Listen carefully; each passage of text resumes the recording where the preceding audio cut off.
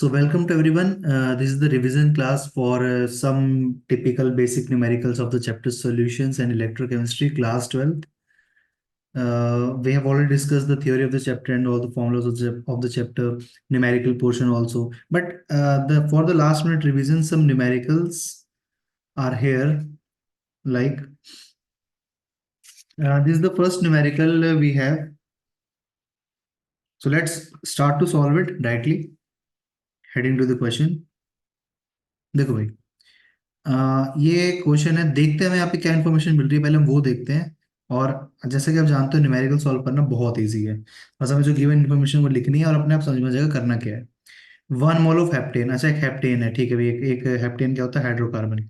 तो 1 mole of heptane, heptane का मतलब हमें मोल्स ऑफ हेप्टेन कितने दिए हैं, यहाँ पे 1 मोल दिए हैं। चलो ठीक है भाई, जो भी क्वेश्चन होगा हमें नहीं पता, हमें ये भी नहीं पता कि कौन से चैप्टर से क्वेश्चन है।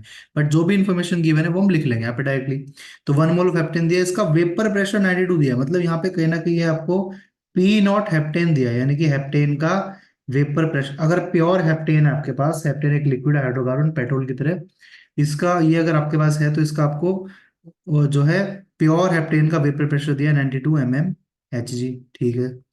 Was mix with 4 moles of it, अच्छा मतलब हम सोल्यूशन बना रहे हैं तो हमारे पास ऑक्टेन भी एक हाइड्रोकार्बन है, इसके हमें 4 मोल दिए हुए हैं। ओके सर, कोई इशू नहीं है यहाँ पे। और पी, इसका वेपर प्रेशर कितना दिया, यानी कि पी नॉट ऑक्टेन कितना दिया हुआ है, 31 mmHg। देखो न्यूमेरिकल मेरे सामने आया, मुझे पता होगा मेरे सिलेबस में से है, मैंने करा कुछ नहीं है, इसको पूरा रीड भी नहीं किया, बस जो इन्फॉर्मेशन दी थी मैंने उसको लिख लिया। लिखने के बाद पूछा गया the vapour pressure of the resulting solution, मतलब कि एक हेप्टेन एक लिक्विड है ऑयल के जैसा, ऑक्टेन भी एक लिक्विड है, इन दोनों को हमने मिक्स करा और एक सोल्यूशन बनी। उस सोल्यूशन का टोटल प्रेशर बताना है भाई, सिंपल सी बात है, पी टोटल बताना है। पी टोटल, अब ये यहाँ पे कौन सा लग जाएगा, डेल्टन्स लॉ, समझ में आया। डेल्टन्स लॉ लगेगा टोटल प्रेशर निकालने के लिए, वो क्या होता है, P A plus P B. A यहाँ पे हमारे पास हेप्टेन है और हमारे पास बी यहाँ पे ऑक्टेन है। अब आपको को सर ठीक है डेल्टन्स लॉ यहाँ पे लगा दिया, नेक्स्ट स्टेप क्या करना है, डेल्टन्स लॉ में लगाना है रॉल्स लॉ। रॉल्स लॉ क्या होता है, साइड में लिख देते हैं, रॉल्स लॉ होता है P A is equal to P naught A X A. बिल्कुल सिंपल सा रॉल्स लॉ का एक फॉर्मूला है, टिपिकल फॉर्मूला। अब यहाँ पे हम लोग इसको रिप्लेस करेंगे, तो पी हेप्टेन है तो इसको लिख देंगे हम लोग पी नॉट हेप्टेन मल्टीप्लाई पे मोल फ्रैक्शन ऑफ हेप्टेन। ठीक है, मतलब सिर्फ फॉर्मूला अप्लाई करना है, बिल्कुल एफर्टलेस क्वेश्चन है ये। ठीक है, यहाँ पे पी नॉट ऑक्टेन और फिर मोल फ्रैक्शन ऑफ ऑक्टेन यहाँ पे हमारे सामने है। अब ये सारे वैल्यू पुट कर दे। So let us change the colour also. अब चलो, पी टोटल निकालने के लिए हमें रखना है पी नॉट हेप्टेन। तो पी नॉट हेप्टेन मतलब ये देखा, पी नॉट हेप्टेन कितना 92 मल्टीप्लाई बाय अब मोल फ्रैक्शन। देखो अगर वैसे पता होगा आपको मोल फ्रैक्शन का मतलब क्या होता है, मोल्स जैसे ए का निकाल रहे हैं तो ए के मोल्स ऊपर और नीचे हमारे पास क्या आएंगे, टोटल मोल्स आएंगे। तो अब हम लोग क्या करेंगे, ऑक्टेन के सॉरी हेप्टेन के जो मोल्स है वो 1 है, और टोटल मोल्स दोनों के मिलाकर कितने हो जाएंगे, 5 हो जाएंगे। तो इसको हम यहाँ पे सॉल्व करेंगे, प्लस पी नॉट ऑक्टेन और मोल फ्रैक्शन ऑफ ऑक्टेन यहाँ पे है। तो P not octane is the 31 and mole fraction of octane will be moles of octane ऊपर और टोटल मोल्स नीचे। इसको सॉल्व करते हैं और सॉल्व करके आंसर इसका आ जाएगा 18.4 प्लस 24.8, जब ऐड करेंगे तो आंसर कितना आ जाएगा, 43.2 mmHg। ठीक, that's it. So option number 3 will be the answer. तो इस तरीके से हम क्वेश्चंस हैं, जो भी इंफॉर्मेशन गिवन है उसको बस आप एटलीस्ट देखो, स्टार्ट करने के लिए गिवन इंफॉर्मेशन लिखेंगे, फॉर्मूला लिखेंगे, और फिर उसका सॉल्व हो पाता है नहीं हो पाता that's a different case. But जो भी इंफॉर्मेशन गिवन है उसको ऑर्गेनाइज तरीके से लिखना, और जो फाइंड आउट करना है उसका फॉर्मूला, ये इंपॉर्टेंट होता है यहाँ पे। ठीक है भाई, तो चलते हैं इसमें आगे की तरफ।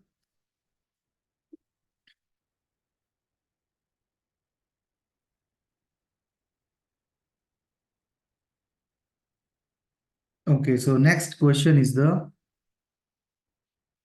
ठीक है, इसको सॉल्व करते देखते हैं इसमें क्या दिया हुआ है। सोचना बिल्कुल नहीं है, सिर्फ क्वेश्चन पे फोकस करना है। Calculate the mole fraction of ethanol, जी हमें पहली इंफॉर्मेशन क्या मिली, मोल फ्रैक्शन इथेनॉल का फाइंड आउट करना है। ठीक है, एंड वाटर, मतलब हमें वाटर का भी मोल फ्रैक्शन फाइंड आउट करना है, एक ही कर लेंगे। ठीक है, दोनों करने की जरूरत नहीं है। In a sample of rectified spirit, rectified spirit क्या होता है, इथेनॉल होती है हाई क्वालिटी हाई कंसंट्रेशन में, उसको रेक्टिफाई करके उसको मतलब यूज करने लायक हम लोग नहीं छोड़ते हैं। तो रेक्टिफाइज यूज मतलब कंजप्शन, वैसे यूज हो गया मेडिकल फील्ड में, बट इसको हम पी नहीं सकते। ठीक है, तो रेक्टिफाइड स्पिरिट है which contains 95% ethanol by mass. अब ये जो इन्फॉर्मेशन गिवन है, हमें यहाँ पे थोड़ी सी कॉम्प्लिकेटेड एक कंपाउंड इन्फॉर्मेशन दे रखी है, मतलब कि इन्फॉर्मेशन जो दी है वो हमें सिंपल वे में नहीं है। तो कोई बात नहीं, कोई दिक्कत नहीं है, 95% इथेनॉल हमारे पास यहाँ पे है, इन वाटर है, ठीक है, वाटर में इथेनॉल है, और 95% बाय मास दिया हुआ है। अब सर जैसे ही हमें ये इन्फॉर्मेशन दिखी क्वेश्चन में, पहले बात तो इसे थोड़ा ऑर्गेनाइज तरीके से यहाँ पे लिखना सही रहेगा। तो जैसे ही हमें ये इन्फॉर्मेशन दिखी,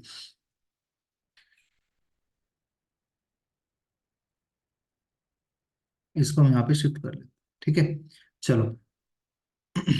वाटर है, जैसे दिखता है हमें क्या पता लगेगा सर, इसका मतलब है 95% W/W इथेनॉल इन वाटर, हमें इंफॉर्मेशन दी है, इथेनॉल इथेनॉल इन वाटर। अब जब इसको सॉल्व करेंगे तो इसका मतलब क्या निकल के आता है, या तो आप लोग परसेंटेज W/W का फॉर्मूला यूज कर सकते हैं, इसमें ऊपर क्या आएगा, मास ऑफ इथेनॉल, और नीचे आएगा मास ऑफ सॉल्यूशन। अदरवाइज हम लोग क्या करेंगे, इसका जो मीनिंग निकल के आएगा वो आएगा 95 ग्राम ethanol in 100 gram water.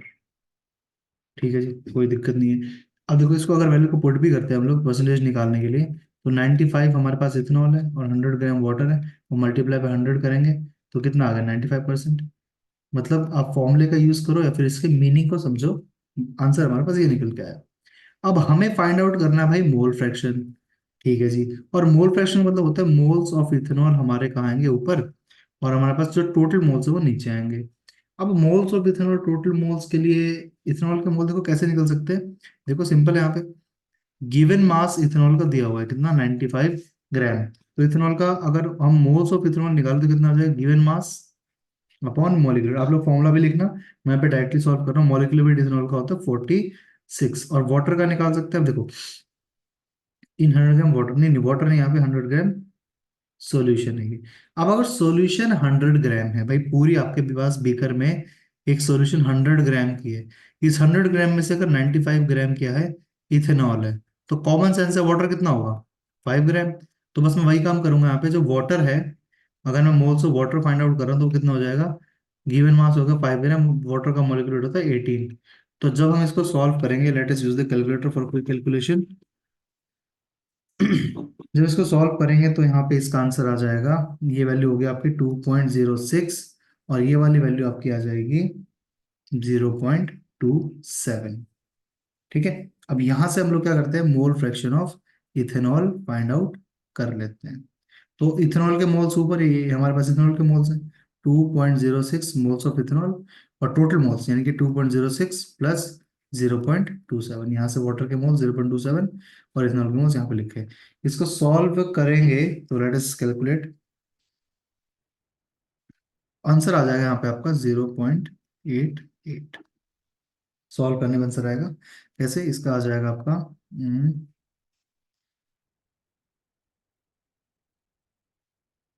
2.06 divided by 2.33, उसको सॉल्व करेंगे तो 0.88 मोल्स आ जाएंगे। और फिर अगर वाटर के मोल्स निकालने तो इसको 1 में से माइनस कर दो, 1 minus 0.88 will be equal to 0.12। तो बस मतलब सिंपल है, केमिस्ट्री थोड़ी सी थी इसके अंदर, और कैलकुलेशन है बाकी, और कैलकुलेशन भी इतनी मुश्किल नहीं है। तो यहाँ पे ये क्वेश्चन भी हमारा सॉल्व होता है, बिल्कुल बेसिक है। आपको सोचना है नहीं कुछ भी, बस जो गिवन चीजें हैं वो, और जो पूछा है इसका फॉर्मूला लिख के try to find out the answer. कितना भी टिपिकल क्वेश्चन हो, अगर बेसिक्स क्लियर है तो सॉल्व वो होगा जरूर। अब चलते हैं हम लोग नेक्स्ट की तरफ। ठीक है, तो नेक्स्ट क्वेश्चन हमारे पास ये रहा। ठीक है, देखते हैं जरा, जो भी चीजें गिवन होगी हम लोग सॉल्व करेंगे, कोई इशू है नहीं यहाँ पे। ठीक है, देखो, calculate the boiling point. Okay, boiling point मतलब सॉल्यूशन का ही क्वेश्चन है। Calculate the boiling point of solution. ठीक है, मतलब हमें बॉइलिंग पॉइंट ऑफ सॉल्यूशन निकालना है, उसको हम लोग क्या बोलते हैं, आपको पता होगा, टीबी बोलते हैं। टीबी मतलब बॉइलिंग पॉइंट ऑफ सॉल्यूशन हमें फाइंड आउट करना है। Okay sir, containing 1.8 gram of non volatile solute, मतलब इसमें ना एक सोल्यूट मिला रखा है। सोल्यूट को हम लोग क्या मान के चलते हैं हमेशा, सोल्यूट को मान लेते हैं हम लोग बी, और सोलवेंट को हम लोग क्या मान लेते हैं, ए, अपने क्लास में सीखा होगा, right.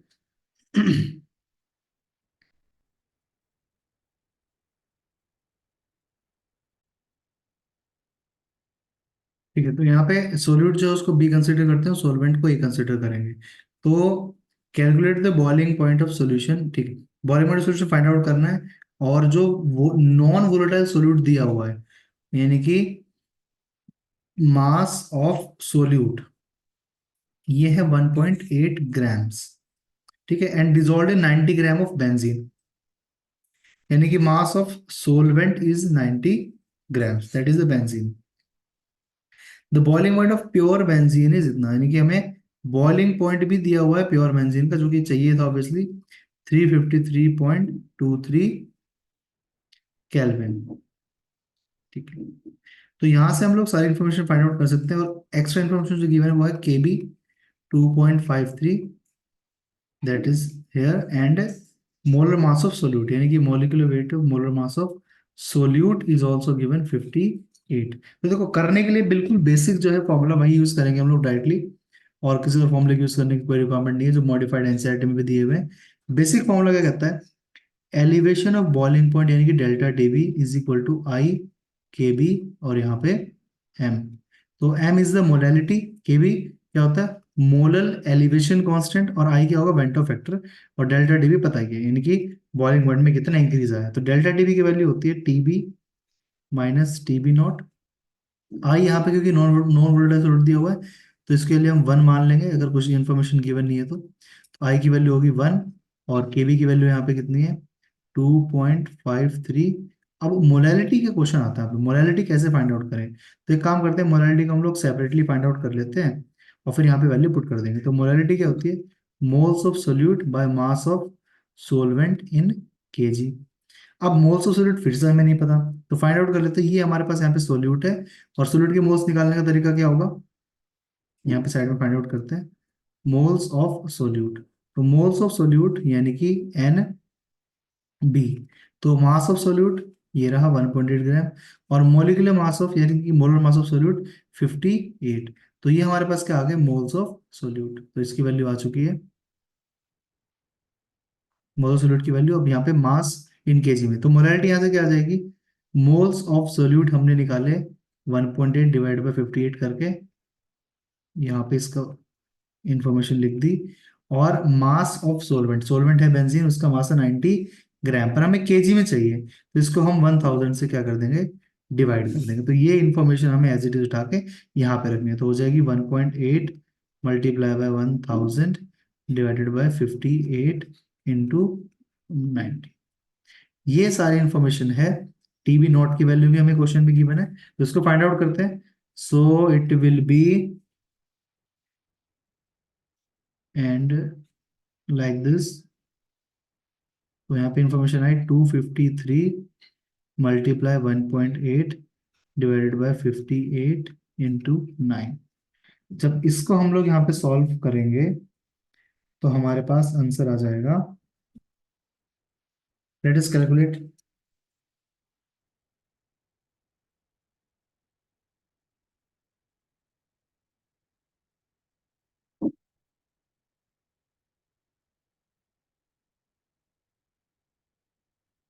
It will B 455.4 divided by 522, so this will be equal to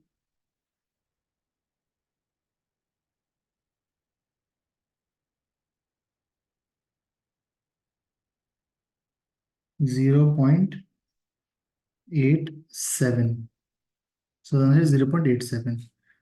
Now what we will do, TB we have to find out, minus TB naught value is the 353.23 Kelvin, is will be equal to 0.87. So hence this will come here this side, and it will be added in the 0.87. So TB will become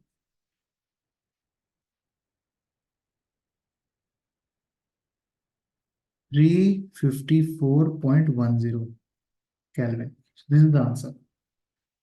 ठीक है, सो अब move करते हैं next question पे।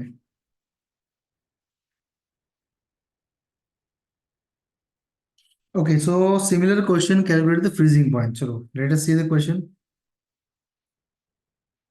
Calculate the freezing point.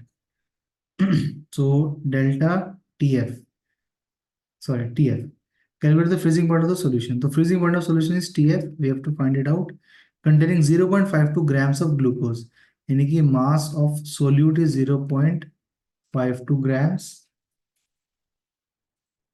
0.52 grams. And okay, molecular weight of glucose we can find from here. It is 180 gram per mole. So molecular weight of glucose is 180 gram per mole. Then in 80.2 gram of water, it means mass of solvent is 80.2 grams. Kf for water is given. Kf is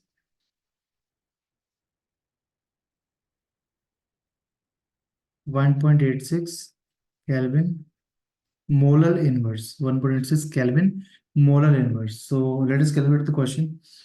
TF. So we have simply one formula here, that is delta TF is equal to I into KF into molality. So delta TF means TF naught minus TF, and I will be 1 for glucose. KF value is given 1.86 multiply molality is, we have to find out the molality first. So let us find out the molality. Molality will be moles of solute upon mass of solvent in kg. So moles of solute is 0.52 gram is the mass of glucose, and molecular weight is 180. So moles of solute will be 0.52 divided by 180. Now it will be divided by the mass of solvent. तो 80.2, देखो solvent क्या है, water, इसको हम 1000 से divide कर देंगे KG में कन्वर्ट करने के लिए। तो ये वाली वैल्यू यहाँ पे पुट करनी है मोलारिटी की जगह। तो कितना हो जाएगा, 0.52 डिवाइड बाय 180 मल्टीप्लाई 80.2 और डिवाइड बाय 1000। इस तरीके से यहाँ पे हमारे पास वैल्यू आ जाएगी। अच्छा, एक चीज और, वाटर के लिए जो फ्रीजिंग पॉइंट है वो होता है 0 डिग्री सेल्सियस। तो इसको हम कंसिडर करेंगे। तो 0 degree Celsius minus TF will be equal to 1.86 multiply 0.52 multiply 1000 divided by 180 into 80.2। So when we will solve this thing, this will come equal to 0.067. Okay. So 0 degree Celsius minus TF will be equal to 0.067. So therefore, TF will be equal to minus 0.067 degree Celsius. तो वही freezing point minus में चला जाएगा, कितना, 0.067 degree Celsius. तो ये भी किस तरह से क्वेश्चन है। तो ऐसे बहुत सारे क्वेश्चन आएंगे, ठीक है। एग्जाम में कोई भी क्वेश्चन आ सकता है, बस बेसिक्स क्लियर होने चाहिए, गिवन इन्फॉर्मेशन आपको समझ में आनी चाहिए, और कोई भी क्वेश्चन ऐसा नहीं बना जो सॉल्व ना हो सके। सभी क्वेश्चन सॉल्व हो सकते हैं, बस सही अप्रोच लगाना इंपॉर्टेंट है। ठीक है, तो ये क्वेश्चन हो गया हमारा सॉल्व, और अब देखते हैं इसके आगे कौन सा क्वेश्चन आने वाला है। ठीक है, तो ये मेरे नोट्स में से क्वेश्चन है। ठीक है, इसको सॉल्व करते हैं, देखते हैं यहाँ पे क्या क्या इन्फॉर्मेशन गिवन है और कैसे ये क्वेश्चन सॉल्व हो सकता है। तो द डेंसिटी ऑफ सॉल्यूशन, अच्छा एक सॉल्यूशन की हमें डेंसिटी दी है, containing 98% by mass sulphuric acid. मतलब गिवन इन्फॉर्मेशन में सबसे पहले तो हमें एक लंबी सी लाइन दी है, 98% बाय मास को मैं इस तरह से लिख सकता हूँ। सल्फ्यूरिक एसिड है, मतलब कि पानी में घुला होगा, तो 98% H2SO4 है इन वाटर। ठीक है जी।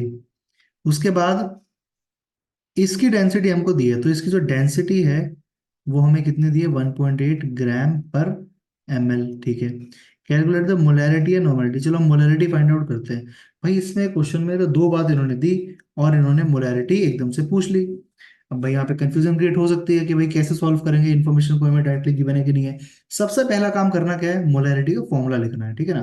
तो वो फॉर्मूला लिखते हैं हम लोग। क्या फॉर्मूला हो जाएगा मोलैरिटी का, मोल्स ऑफ सोल्यूट जो कि यहाँ पे H2SO4 है, divide by volume of solution, जो कि यहाँ पे सॉल्यूशन बन रही है उसकी वॉल्यूम चाहिए हमें, किसमें, लीटर के अंदर चाहिए। तो चलो भी देखते हैं जरा कैसे क्या है। अब वॉल्यूम ऑफ सॉल्यूशन नहीं गिवन है सर क्वेश्चन में। मोल्स ऑफ H2SO4 ये भी गिवन नहीं है, तो फिर फाइंड आउट कैसे करेंगे? तो कुछ तो रास्ता होगा। पहले तो हम क्या करते हैं, जो ये इन्फॉर्मेशन गिवन है ना, इसको हम लिख के देखते हैं इसका मतलब क्या है। 98% वेट बाय वेट H2SO4, इसका मतलब आता है 98 ग्राम H2SO4 present in present in 100 gram solution. ये इसका मतलब निकल के हमारे सामने आ गया। अब यहाँ से हमें क्या इन्फॉर्मेशन मिली कि अगर सर हम सॉल्यूशन को 100 ग्राम ले रहे हैं, सॉल्यूशन का जो मास है, हिंदी में लिख देते हैं सॉल्यूशन का मास, ठीक है। हाँ, ये कितना है 98 सॉल्यूशन का मास अगर हमने 100 ग्राम लिया है, तो H2SO4 उसमें कितना 98 ग्राम। तो यहाँ से तो हम लोग क्या कर लेंगे, मोल्स ऑफ H2SO4 निकालेंगे। मोल्स ऑफ H2SO4, चलो फाइंड आउट करते हैं। तो मोल्स कितना आ जाएंगे, 98 गिवन मास है इसका, मोल्स आपको फॉर्मूला पता है, मोल्स का फॉर्मूला क्या था, given mass by molecular weight. तो 98 तो इसका गिवन मास हो गया, और इसका मॉलिक्यूलर वेट भी 98 ग्राम्स होता है, ठीक है ना, क्वेश्चन में वैसे गिवन होना चाहिए था, पर 98 ग्राम्स का मॉलिक्यूलर वेट होता है। तो कितना आ गया, let me confirm again the molecular weight of H2SO4। H2SO4 यानी कि दो इसके पास हाइड्रोजन है और एक सल्फर है, और ऑक्सीजन कितने हैं, 4 है। अब 98 ग्राम इसका आएगा, तो 98 ग्राम इसका वेट हो गया, ठीक है। तो हम लोग क्या करेंगे, सॉल्व करते हैं इसको। तो मोल्स यहाँ पे भाई क्लियरली 1 निकल के अगर आ गए, तो मोल्स ऑफ H2SO4 तो पता लग गया, कोई इशू नहीं है। अब बात आती है वॉल्यूम ऑफ सोल्यूशन, ये कैसे निकाले भाई? आप कहोगे सर मास दे रखा है ना सोल्यूशन का, तो मास तो दिया हुआ है, वॉल्यूम निकालनी है, तो हम लोग क्या करेंगे, डेंसिटी जो इन्फॉर्मेशन गिवन है वहां से इसके बारे में निकालेंगे।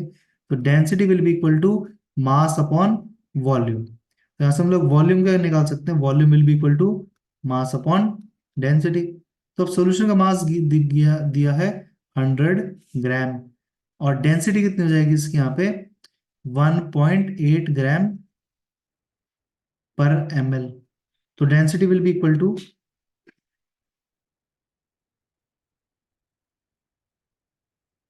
It will be equal to 55.5, ठीक है।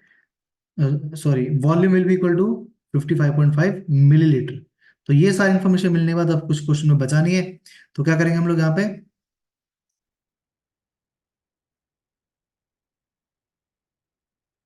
ठीक है, मोलैरिटी फाइंड आउट करनी है। मोलैरिटी का फॉर्मूला क्या हो गया, मोल्स ऑफ H2SO4, कितना आ गया सर, 1 मोल। और यहाँ पे वॉल्यूम देखो, वॉल्यूम को डायरेक्टली वैल्यू पुट कर लेते हैं, सही रहेगा। वॉल्यूम कितनी आई है, 100 ग्राम डिवाइडेड बाय 1.8, और इसको हमें 1000 से भी डिवाइड करना पड़ेगा, क्योंकि हमें किस में चाहिए, लीटर में, और ये आंसर हमारा मिलीलीटर के अंदर आया है। इसको सॉल्व करेंगे तो आंसर विल बी 18 मोलर। देखो ये आंसर आ रहा है हमारा 18 मोलर। तो मतलब ये क्वेश्चन बिल्कुल इजी था। बस यहाँ पे एक लॉजिक क्या है कि मोल्स ऑफ H2SO4 नहीं दिए, यहाँ से इंफॉर्मेशन निकालेंगे जो गिवन है, और वॉल्यूम सॉल्यूशन नहीं दिए, तो 100 ग्राम सॉल्यूशन को हम लोग वॉल्यूम में कन्वर्ट कर लेंगे, यानी कि मास ऑफ सॉल्यूशन को वॉल्यूम में कन्वर्ट कर लेंगे by using the density. This is again very important, ठीक है। चलो नेक्स्ट क्वेश्चन देखते हैं, इसके बाद क्या दिया हुआ है, कौन सा सरप्राइज है। तो okay, find the freezing point. इस तरह का हमने सॉल्व कर लिया, तो ये इजी रहेगा। नेक्स्ट देखते हैं क्या है। ठीक है, तो ये क्वेश्चन, ओके, तो जब मुझे लगता है चैप्टर चेंज हो गया है, नेक्स्ट क्वेश्चन बिल्कुल हमारे सामने आ चुका है। इसमें देखो क्या इन्फॉर्मेशन गिवन है, the resistance of 0.01 m solution, मतलब हमें एक सॉल्यूशन की कंसंट्रेशन दी हुई है सर, 0.01 m इलेक्ट्रोलाइट, अच्छा इलेक्ट्रोलाइट इज 100 ओम, मतलब रेजिस्टेंस हमें कितना दिया है, इस सॉल्यूशन का रेजिस्टेंस 100 ओम है, टेम्परेचर इतना दिया है। Calculate conductance, conductivity and resistivity. चलो सिंबल बता दो सबसे पहले। कंडक्टेंस का सिंबल जी, हमें फाइंड आउट करना है। कंडक्टिविटी का सिंबल कप्पा, फाइंड आउट करना है। और रेजिस्टिविटी यानी कि रो, ये भी हमें फाइंड आउट करनी है, ठीक है। मुझे बेटर लगता क्वेश्चन अगर molar conductivity, sorry molar conductance पूछी जाती। तो चलो फॉर्मूला बता दो, मोलर कंडक्टेंस क्या होता है, lambda M is equal to, ये क्या होती है molar conductance, kappa into 1000/m। खैर ये हमें यूज नहीं करना, हमें ये सब चीजें फाइंड आउट करनी है, कंडक्टेंस, कंडक्टिविटी और रेजिस्टिविटी, ठीक है। आंसर्स तो गिवन है। अच्छा कंडक्टेंस में तो कोई इशू नहीं है, कंडक्टेंस तो भाई कोई भी बता देगा डायरेक्टली। कंडक्टेंस होगा 1/r, यानी कि 1/100 के बराबर ही आ जाएगा। 10⁻⁻² ओम इनवर्स। कंडक्टेंस क्लियर है। Conductivity kappa, so kappa kappa will be equal to, one formula is G G star.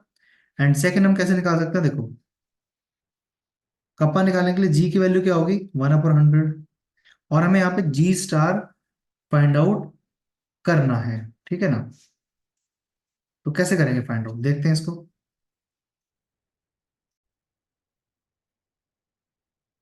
तो कप्पा का तो जी की वैल्यू क्या आ जाएगी पे 1/100, क्यों, क्योंकि देखो कप्पा क्या होता है जी जी स्टार। अब जी यहाँ पे हमने 100 फाइंड आउट कर लिया था, और जी स्टार है सेल कांस्टेंट, सेल कांस्टेंट की वैल्यू यहाँ पे दी है 1 सेंटीमीटर इनवर्स। इसकी वैल्यू 1 पुट करेंगे तो कितना आंसर आ जाएगा, 10⁻⁻² ohm inverse centimetre inverse, because G की यूनिट होगी ओम इनवर्स और जी स्टार की सेंटीमीटर इनवर्स। तो ये हमारा आंसर यहाँ पे आ चुका है। अब लास्ट है रेजिस्टिविटी, तो resistivity will be equal to 1 upon conductivity, so it will be equal to 1 upon 10⁻⁻², it will be equal to 100 ohm centimetre. तो बहुत इजी क्वेश्चन था। और मेन ये जो फॉर्मूला है इसको आपको याद रखना, यहाँ से क्वेश्चंस काफी बनते हैं, ठीक है। खैर, तो ये तो खैर काफी काफी इजी क्वेश्चन था। बस जो गिवन इन्फॉर्मेशन है वो हमें पूरी लिखनी है। जैसे यहाँ पे एक एक्स्ट्रा इन्फॉर्मेशन दी हुई है, तो इसका भी ध्यान रखना होगा।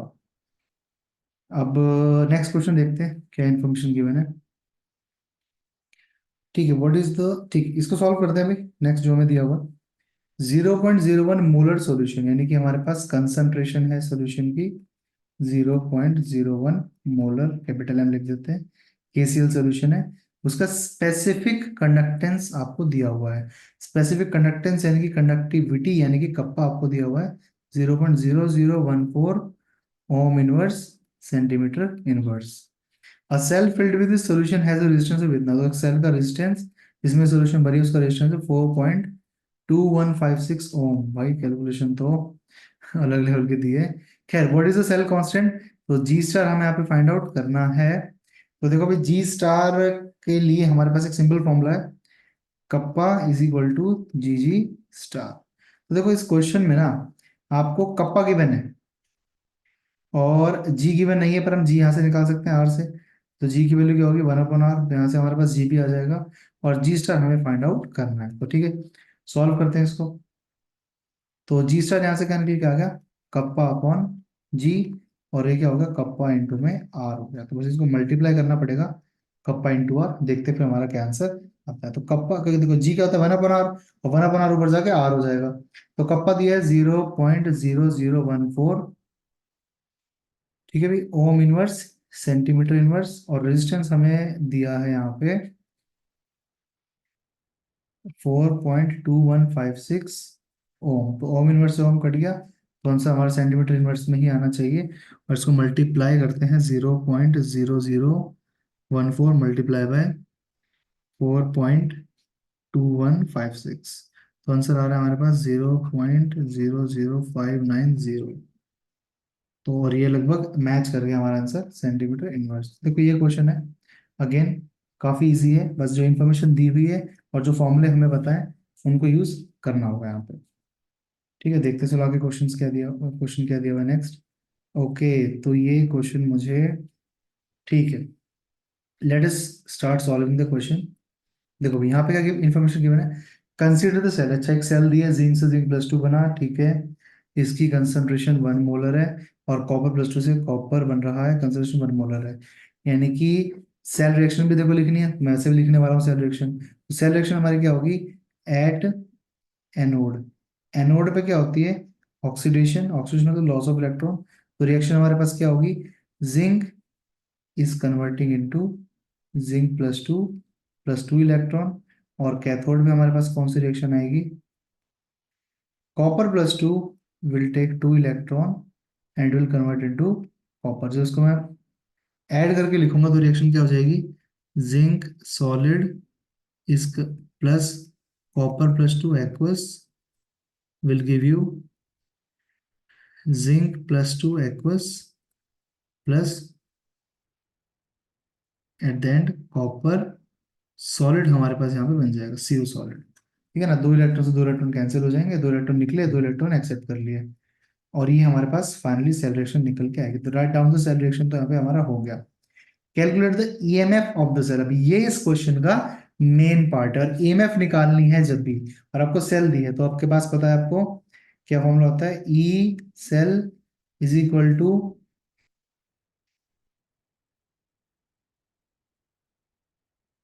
ई not cell minus E not cell minus 2.303 R T by N F, और यहाँ पे आता है लॉग क्यू। ये हमारे पास नर्स इक्वेशन है। बट इस क्वेश्चन में एक बार हम ध्यान से देखें तो जो हमें कंसंट्रेशन है वो स्टैंडर्ड गिवन है। ऑल्दो यहाँ पे टेम्परेचर दिया नहीं हुआ, टेम्परेचर भी हमें देना चाहिए था। तो स्टैंडर्ड अगर कंसंट्रेशन गिवन है तो हम इसमें EMF of the cell directly निकाल सकते हैं। कैसे निकालेंगे, फिर हमारा सिंपल फॉर्मूला लगेगा E not cell is equal to E naught cathode minus E naught anode. तो देखो भाई, कैथोड पे हमारे पास कॉपर है, और कॉपर का आपको एसआरपी डेटा गिवन है। कैसे एसआरपी गिवन है, कॉपर इलेक्ट्रॉन गेन करे मतलब कॉपर की रिडक्शन हुई, और ई नोट लगा रखा मतलब ये एसआरपी गिवन है। तो 0.350 वोल्ट ये चीज। उसके बाद ई नॉट है एनोड पे, अच्छा एनोड हमारा जिंक है। तो जी देखो, जिंक का भी हमें एसआरपी ही गिवन है, और फॉर्मूले में भी हमें एसआरपी चाहिए, तो हम कर देंगे इसको -0.763। तो भाई ये फॉर्मूला आपको मैंने समझा रखा है, डायरेक्टली इसको याद रखना है। और जब इसको हम लोग सॉल्व करेंगे, so answer will be 0.350 plus 0.763। तो 3 + 0 3, and 6 and 5 11, and 7 + 3 10, 1.13 will be the E not cell. अब देखो यहाँ पे ना, ये थोड़ा सा सिंपल क्वेश्चन हो गया, I was expecting little bit complicated. वहां पे क्या होगा, ये जो कंसंट्रेशन है ना, ये आपको एग्जैक्टली वन मोलर नहीं गिवन होगी। तो उस केस में हम लोग क्या करेंगे, ई नॉट सेल फाइंड आउट कर लेंगे। देखो हमने यहाँ पे कर ली ई नॉट सेल फाइंड आउट। उसके बाद इस वाले फॉर्मूले को लगाना है, लॉग की एप्लीकेशन लगानी है। लॉग का क्या हो जाएगा, लॉग कंसंट्रेशन प्रोडक्ट, प्रोडक्ट हमारे पास क्या है, जिंक है, कॉपर का तो वन होता है, तो जिंक यहाँ पे, और उसके बाद कॉपर इस तरफ आ जाएगा, प्रोडक्ट अपॉन रिएक्टेंट कॉपर +2। तो इनकी जो कंसंट्रेशन है वो यहाँ पे वन गिवन नहीं होगी क्वेश्चन में, और तब वहां पे हम ई सेल निकालेंगे। इन्होंने कहा calculate the EMF of the cell. तो देखो ईएमएफ ऑफ द सेल, पहली चीज यहाँ पे टेम्परेचर गिवन नहीं है इस क्वेश्चन में, इसलिए हम यहाँ पे ईएमएफ फाइंड आउट नहीं कर सकते। क्वेश्चन में होना चाहिए कैलकुलेट द स्टैंड ईएमएफ, यानी कि of the cell at the standard conditions, जो हमने यहाँ पे फाइंड आउट कर लिया है। तो इस तरीके से कुछ क्वेश्चन है, जैसा भी क्वेश्चन आएगा आप उसके हिसाब से सॉल्व करना उसको। और यूनिवर्सिटी क्वेश्चन काफी इंपॉर्टेंट है। ठीक है, इसके बाद अगर क्वेश्चन है तो सॉल्व करेंगे, अदरवाइज ठीक है।